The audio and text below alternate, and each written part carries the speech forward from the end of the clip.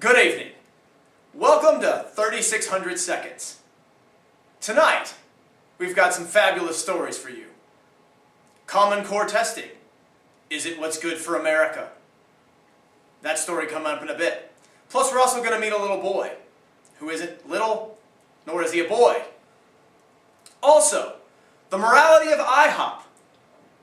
They've been hiring one-legged waitresses and calling them all Peggy. Do they have the right to do this?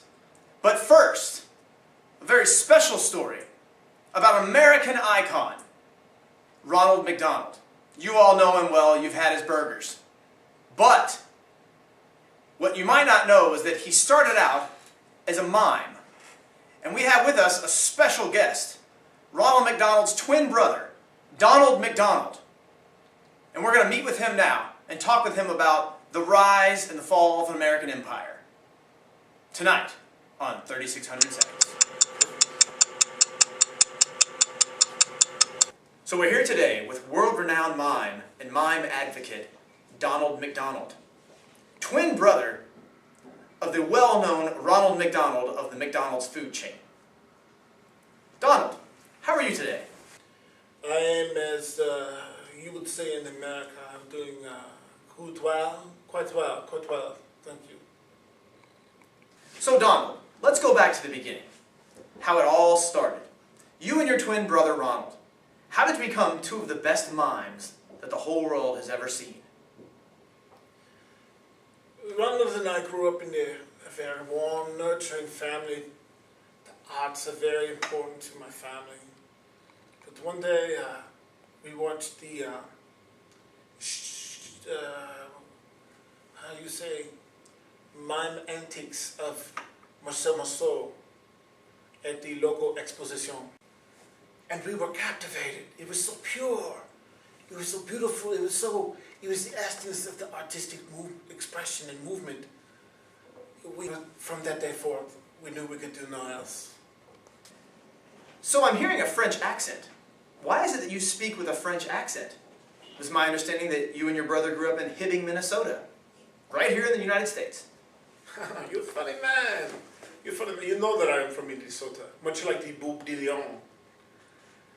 But we all know the great mimes of our time that have been French. Marcel Marceau, Gilles Lionel, Napoleon Bonaparte, Queen Antoinette, the Sun King, Louis XIV.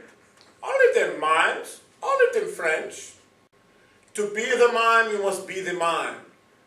To be the mime, you must be the French. As you Americans say, I do not say that.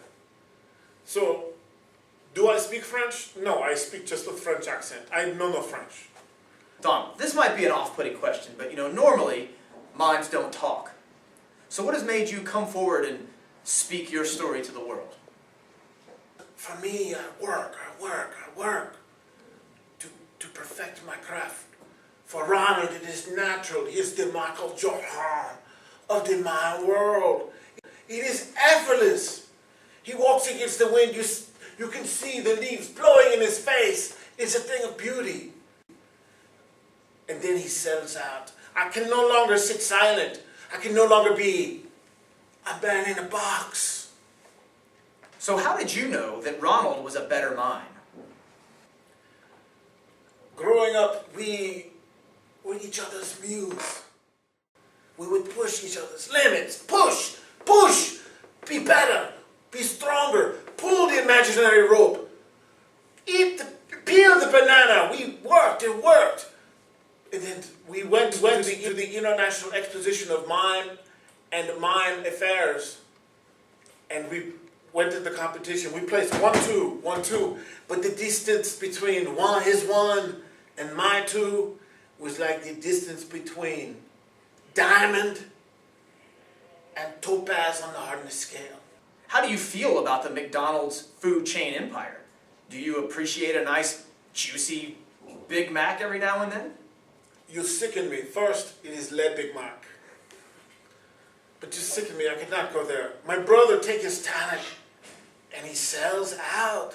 It is when Michael Jordan go play baseball It is abomination. It's, as you are saying in America, it is bull. It is bull. No, I cannot support such madness. It makes my heart heavy. It fills me with sadness, the sadness that the sadness makes. Now, Donald, when is the last time that you spoke with your brother, Ronald? Or do you speak? Ronald and I do not speak. Many times I've imaginarily phone called him. I use the rotary phone though, but he has digital so it does not connect. I cannot speak to him. One, we have known each other for the past 30 years as only mimes. How can I as a mime speak to a non-mime that is my brother? It is, as you say, what is the phrase? Bull. It is bull. So when in your mind did you see Ronald stray from the path of the pure form of miming to being just a corporate sellout clown?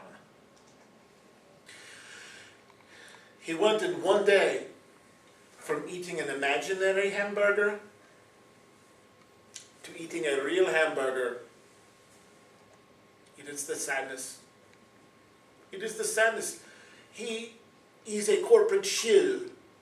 He is no better than Catherine Zeta-Jones with the AT&T. Just a corporate shill. He adds nothing to society. The burgers are still the burgers. We're done without the ridiculous clown. The burgers are still the burgers. It's not art. Making a burger is not art. Dressing as a buffoon is not art. Handing out coupons to your children. Free french fry, free french fry, free milkshake, free milkshake. That is not art. It sickens me. So Ronald McDonald has become a cultural icon. He's not going away. But what does the future hold for Donald McDonald? I seek to perfect my art. I seek to fill the void left by Ronald McDonald. As he says, his hamburgers means french fries. The purity of the form must be preserved. Much like your Bill of Rights, or Declaration d'Indépendance, I knit Statue of Liberty to your Arc de Triomphe. I must persevere, I must move forward, I must stay true